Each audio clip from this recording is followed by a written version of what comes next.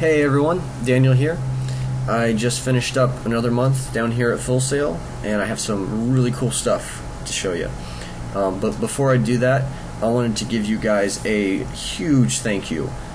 I recently had a chance to come visit Avon for BOA and then Tyler's birthday. And I got to see a bunch of my old friends again, some of my old teachers, and you guys are freaking awesome. Oh man, you guys were so welcoming and so excited to have me talk about the stuff I love doing, and I love talking about it and seeing how excited you guys get about it, because that just makes me more excited. And so thank you all of you for watching these and for just being awesome. So I appreciate it. Right, so on to the part where I get to show off. This month I had two classes, which were Artificial Intelligence, which is where we try to make computers look like humans, or think like humans anyway, make decisions and such, and Animation. Both of these were awesome classes, and we did a lot of really interesting projects with them. So, I'm going to start with some of the AI stuff I've done. We did some search algorithms, some path planning algorithms in the very beginning. I'm not really going to talk about like the methods we use to make them. I'm going to show you the different algorithms, but I'm more going to talk about just the generalized how we would use them in games. So what's going on here is we have this grid of these hexagonal nodes. We have all these different colors. So we have like the black ones, the white ones, and then some darker colors in between.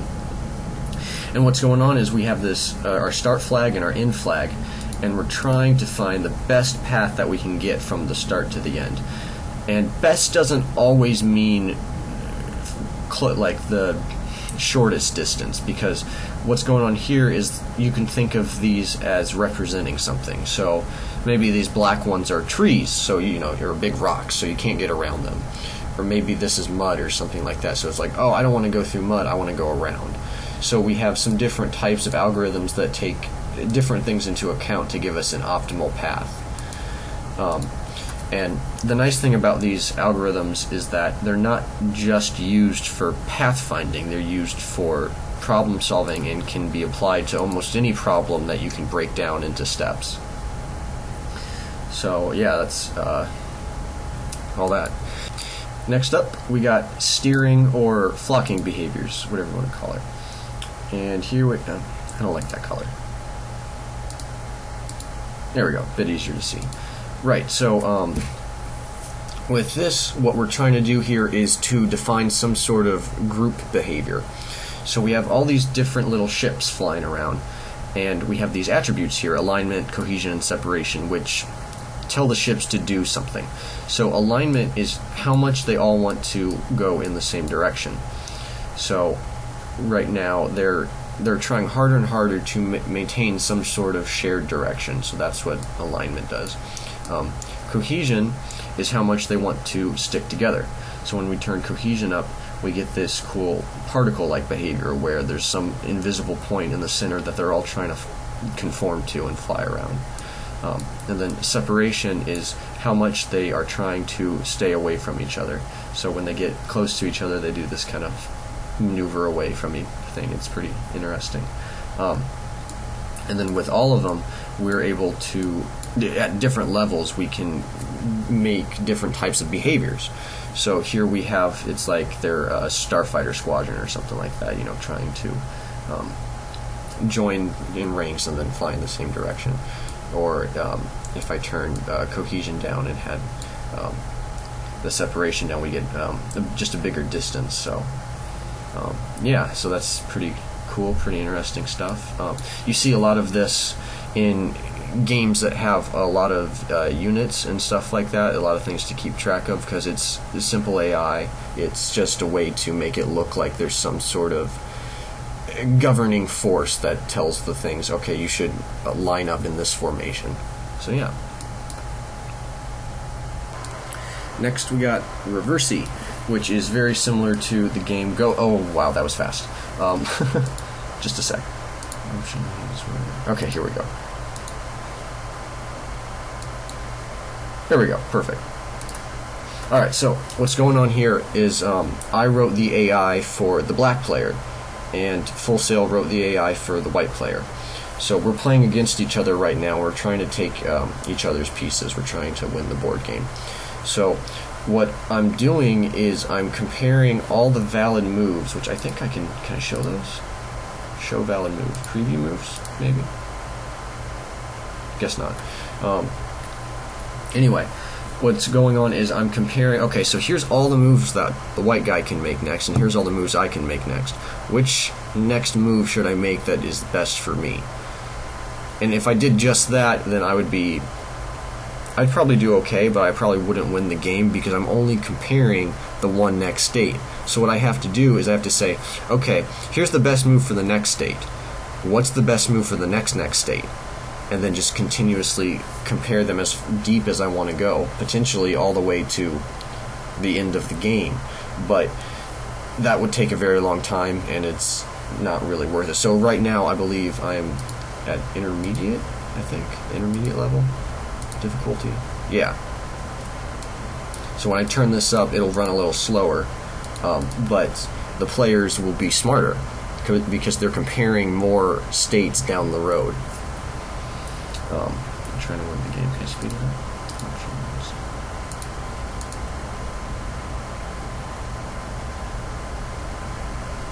Haha, I win. Right. So yeah. By the way, Go is a fantastic game. You should all be playing it. Right, so this last thing here is Miss Pac-Man. Come here. It's a little small, sorry, but I can't make it bigger. I wrote the AI for Miss Pac-Man, and what she's doing is she's looking for the she's looking for the closest pellet that she can find, and then going after it. If a ghost follows her, she's going to run away from it. And if she comes upon a power pill, she's going to stall for time. So I think she's going to, yeah, there she is. She's going to stall until a ghost gets close enough, and then she's going to eat it. And when she eats it, then all the ghosts, turn blue and scared, and then she can go after them. Now, when she goes after them, she gets extra points when she eats them, so that's why she wants to go after them. No. Yeah. So, AI is very hard, and I have a lot of respect for people who can do it well. You can only really get so deep with it with just a month. So, it's pretty exciting, how far I could go with it if I wanted to. And last but not least, animation. Where'd he go? There he is. Alright, so what we got over here is Robo Dude, and he's doing this little idle animation where he just kind of bobs his head and moves his arms and stuff. And when I click a button, then he goes into this walking animation, and then he's going to slide back into his idle pose. I know this doesn't look like much, but there is a lot of work that goes into making something simple like this. And the nice thing is, once you get all the setup down, it's fairly easy to add new animations, to do other stuff like that. So a little taste of what we're doing. We have two different animation sets, and we are blending between both of those so that you have this smooth transition from one to the other. And not only are we blending between the two animations, but you have to do an interpolation between all the different joints that make up his body in those different animations. So yeah, that's really fun. But it was a very good class, and I was very happy with how it turned out, and I'm looking forward to implementing this stuff in the final project. I only have one more month left of actual programming classes. Next month I have Engine Development 3 and networking, like computer networking, like internet connections and stuff like that. And that's in December. So in January, after I get back from winter break, I start final project. which is super awesome and exciting and terrifying all at the same time.